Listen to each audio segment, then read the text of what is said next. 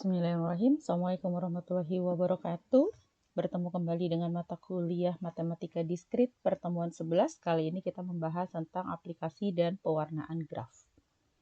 Aplikasi graf ya, yang pertama yaitu untuk mencari lintasan terpendek atau shortest path.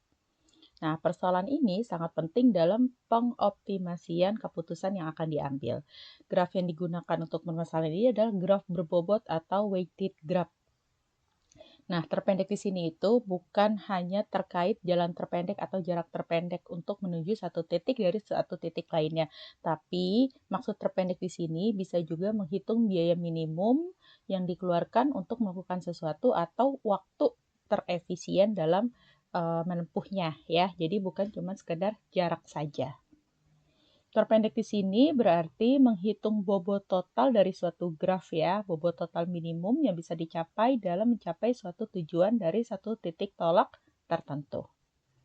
Nah, misal sebuah graf G ya dengan anggota VE, vertex dan edge ya atau simpul dan sisi disebut sebuah graf berbobot atau weight graph apabila terdapat sebuah fungsi bobot bernilai real W pada himpunan E. Nah, di sini W itu adalah anggota R ya.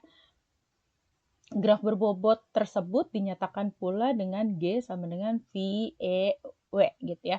V-nya itu vertex, E-nya itu edge atau sisi, W-nya itu adalah weight atau bobot. Nah, ini adalah contoh dari graf berbobot. Contoh ya, 1 ke 5 ini bobotnya 45 ya. Kemudian 1 ke 2 bobotnya 50 ya. Ini bobotnya 10, 35, 30, 20, 15, 40 dan seterusnya ya. Nah, ini simpulnya 1, 2, 3, 4, 5, 6. Nah, perhatikan tabel ini ya, ada simpul asal, simpul tujuan. Nah, dari 1 ke 3 ya, dari 1 ke 3 berarti lihat tanda panahnya. Berapa bobotnya? 10. Oke, ya, 1, 10. Sekarang kita lihat dari 1 ke 4. Lewat mana? Nih, ada jalannya ya. Bisa 1 ke 2, kemudian 2 ke 3, 3 ke 4. Atau bisa langsung 1 ke 4 ya. Nah, atau kita lihat lagi alternatif lain. Yang tadi bobotnya 50, kalau 1 ke 4 adalah 40. Ada yang lebih kecil nggak? Oh, ada nih. 1 ke 3, kemudian 3 ke 4. Ya, berapa? 10 sama 15, 25. Maka yang diambil adalah yang bobotnya 25. Kemudian 1 ke 2. Nih, kalau dari sini 1 ke 2 bisa langsung lurus. Bobotnya berapa? 50. Ada nggak yang lebih kecil? Oh iya, ada ternyata. Kemana dulu nih? 1 ke 3 bobotnya berapa? 10. Kemudian 3 ke 4 bobotnya berapa? 15. Ya, kemudian 4 ke 2 bobotnya berapa? 20. 10 tambah 15, 25. 25 sama 20, 45. Nah, 50 sama 45, iya lebih kecil 45. Maka yang diambil adalah bobotnya 45. Gitu ya. Kemudian nih, 1 ke 5 bisa langsung ya, ada bobot 45. Kalau dari sini, oh malah lebih banyak, 60 gitu ya. Nah, karena ini lebih rendah ya, lebih kecil bobotnya, maka yang diambil adalah 1 ke 5. Ya, gitu ya, 1 ke 6 tidak ada. Paham ya? Jadi yang dilihat adalah bobotnya. Nah, untuk mengetahui ya lintasan terpendek itu, manakah yang harus kita ambil, kita bisa menggunakan algoritma Dijkstra. Nah, ditemukan oleh Edgar Dijkstra yang dapat digunakan pada graf berarah maupun graf tidak berarah. Menggunakan prinsip greedy, di mana pada setiap langkah kita memilih sisi dengan bobot minimum dan memasukkan ke dalam himpunan solusi. Bila menggunakan coding ya atau pseudocode, tampilannya seperti ini. Aplikasi algoritma Dijkstra, kita lihat contohnya ya. Yang pertama adalah tentukan lintasan terpendek dari A menuju D. Nih, lihat. Dari A menuju D. Ingat ya, lintasan terpendek bukan cuma sekedar jarak, tapi juga bobot ya. Dari A ke D. Nah, kita lihat ada berapa saja lintasannya. Nih, ada A ke B, bobotnya 2, kemudian B ke C, bobotnya 8, C ke D, bobotnya 1. Berarti 11 ya, A ke D. Ada nggak jalan lain? 6 sama 5, 11. Oh, berarti bukan ya. Kemudian dari sini nih, A ke B, 2. B ke F, 3. F ke C, 4. 2 tambah 3, 5. 5 tambah 4, 8. 8 tambah 1, 9. Nah, maka yang kita pakai adalah lintasannya ini. A ke B, kemudian B ke F ya. Berarti sudah 2 tambah 3, 5. F ke C, 5 tambah 4, 9, baru C ke D. 9 tambah 1, 10. Sehingga bobotnya adalah 10. Lebih ringan ya dibanding dari A, B, C, D. Tadi bobotnya 11 ya. Walaupun tipis, tapi tetap kita pilih yang paling kecil. Nah, yang kedua adalah persoalan perjalanan pedagang atau traveling salesperson problem. Diberikan sejumlah kota dan jarak antar kota.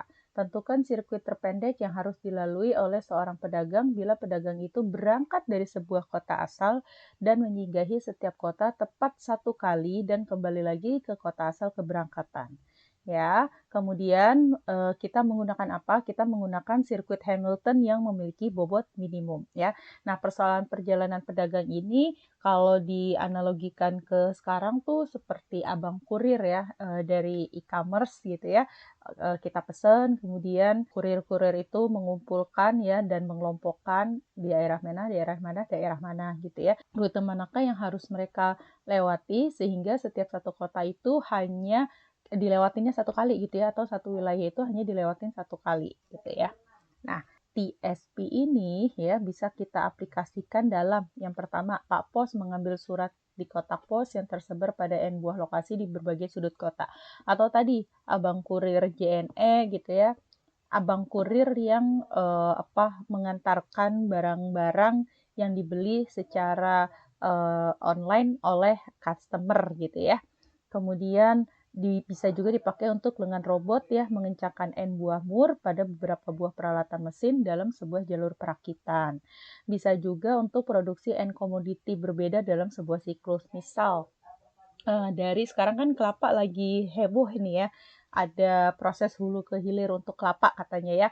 Nah, kelapa sendiri itu bisa beragam produknya, mulai dari virgin coconut oil, kemudian bisa dijadikan minyak goreng dari minyak kelapa gitu ya, bisa dijadikan santan encer, santan instan ya, bisa juga dijadikan santan instan dalam bentuk bubuk.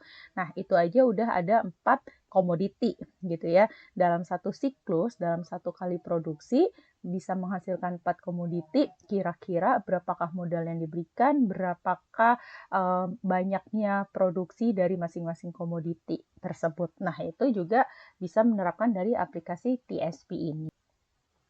Kemudian jumlah sirkuit Hamilton di dalam graf lengkap dengan N simpul ya, kita bisa rumuskan N-1 faktorial dibagi 2 ya. Ketika kita sudah tahu sirkuitnya ada berapa ya, kita bisa gambar tuh sirkuit-sirkuitnya, lalu kita bisa pilih manakah bobot paling kecilnya. Nah, contoh nih ada gambar grafnya seperti ini ya. Pertama langkahnya adalah kita tentukan berapa banyak jumlah sirkuit Hamilton. Rumusnya apa? Ya, rumusnya adalah N-1 faktorial dibagi 2. Sekarang kita hitung N-nya ada berapa? N itu apa? N itu simpul. 1, 2, 3, 4 ya.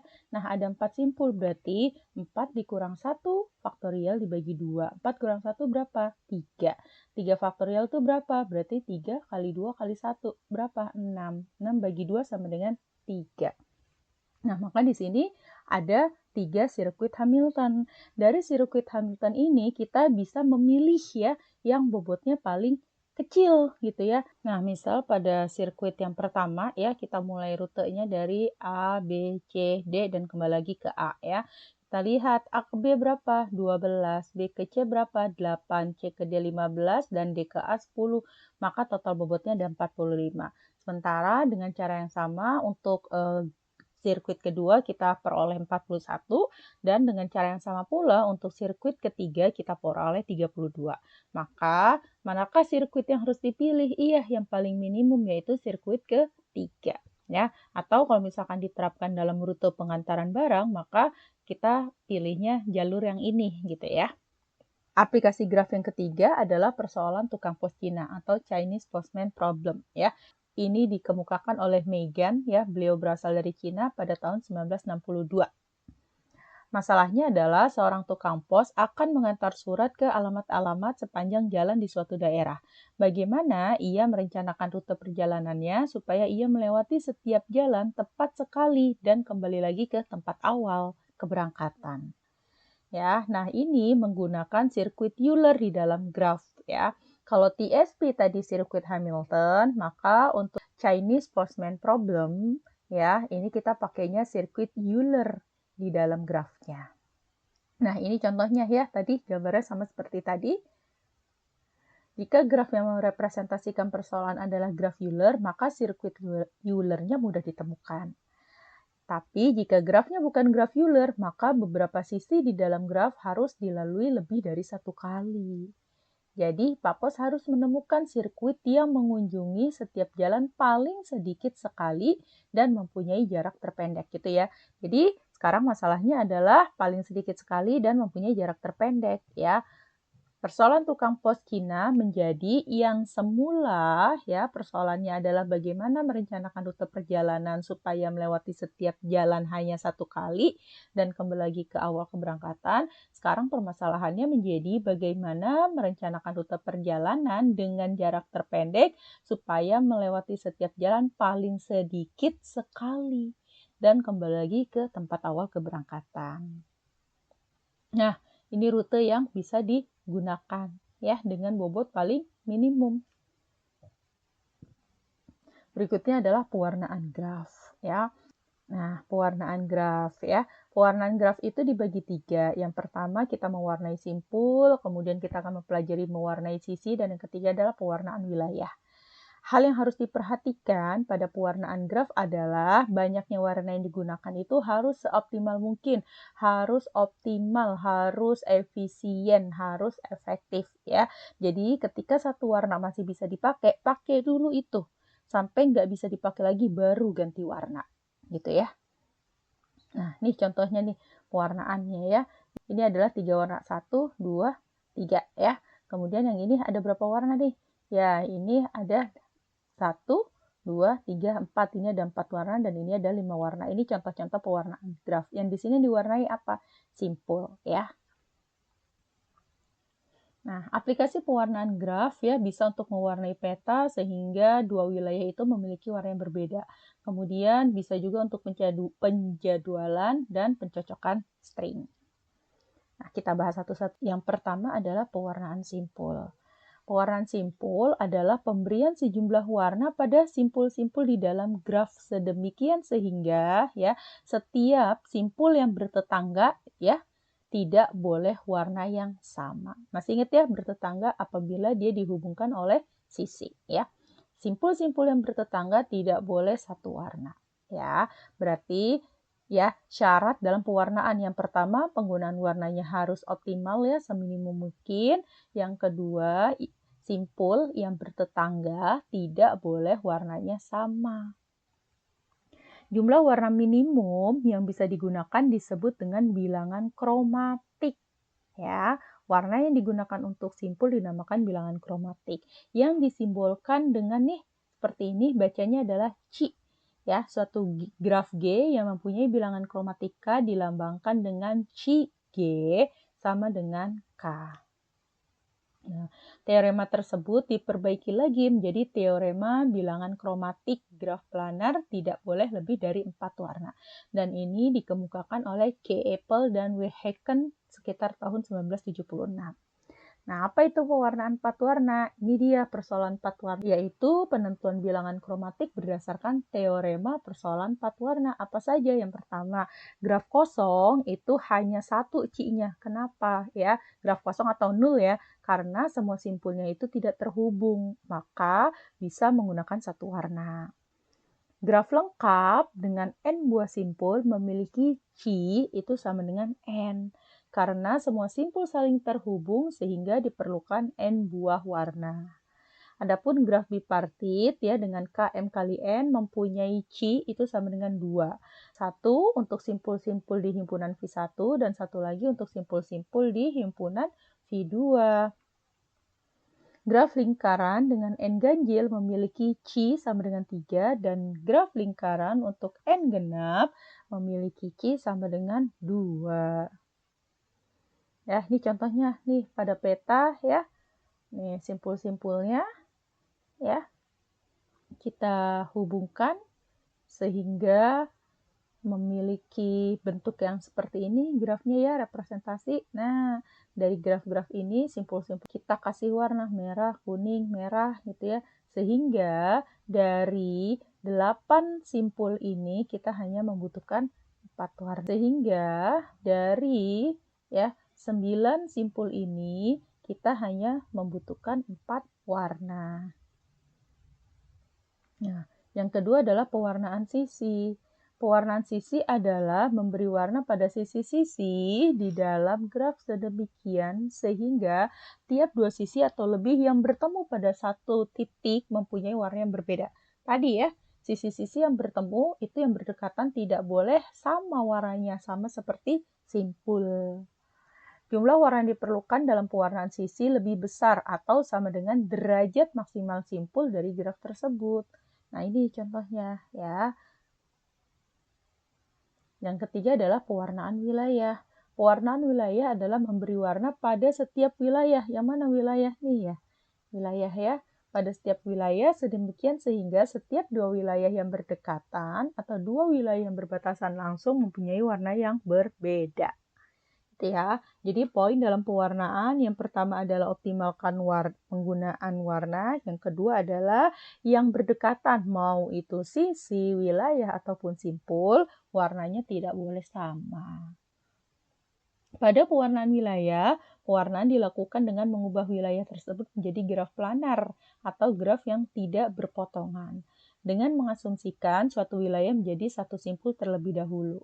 Caranya nih, yang pertama nyatakan wilayah sebagai simpul dan batas antara dua wilayah bertetangga sebagai sisi.